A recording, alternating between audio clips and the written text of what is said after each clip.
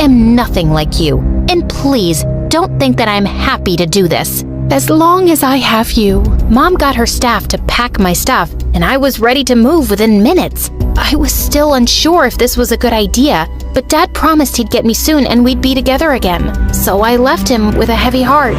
The next few days in Mom's mansion were a nightmare. I wanted quiet time away from her, but she was stuck to me like gum in your hair.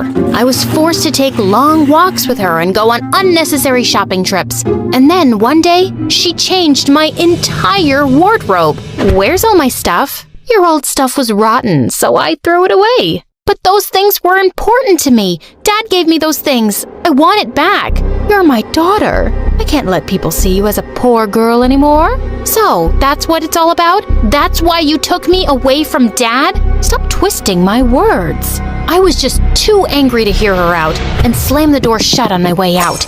Every passing day I spent there made me miss Dad even more. But he spoke to me whenever he could, and I was happy. When Mom told me I'd start school soon, I couldn't be more excited. Anything to get away from her would work. On the day I was supposed to start school, I woke up late to my mom screaming at someone. I went down to see it was the cook, and a boy stood next to him holding a bagel. How dare he steal from our kitchen? But I found this in a pile of food you were throwing away, ma'am. I'm talking to your father. If your son does this again, I'll fire you. They nodded and left. I went after the boy to see him give that bagel to a helpless girl on the sidewalk. That was the kindest thing I'd seen since I'd come here. When he looked in my direction, I noticed how cute he was. She was hungry. I'm not some thief, but your mother didn't seem to believe me. I believe you. I'm Maya. He introduced himself as Zach, the cook's son. We exchanged smiles, and when the driver arrived, he continued on his way.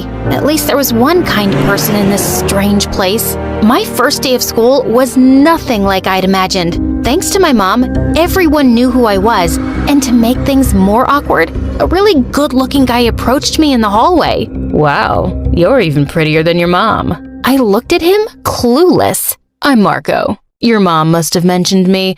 She's best friends with my parents. Nope. Doesn't ring a bell. I started walking to class, but Marco stopped me again. I wasn't done talking, princess. Too bad. I was, and I'm late for class, Franco. Marco. Don't care.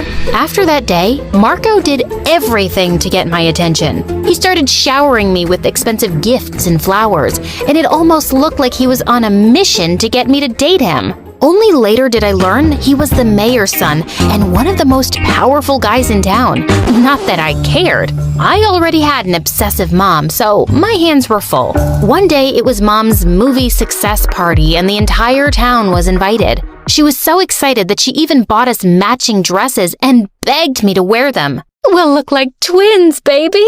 It'll be fantastic. First, that's weird. And secondly, that dress looks like poop. I'd rather wear a tent. There was no way I was doing anything she wanted me to. So I went ahead and bought myself the weirdest dress I could find, just to embarrass her. The party was boring, and my eyes hurt from all that bling.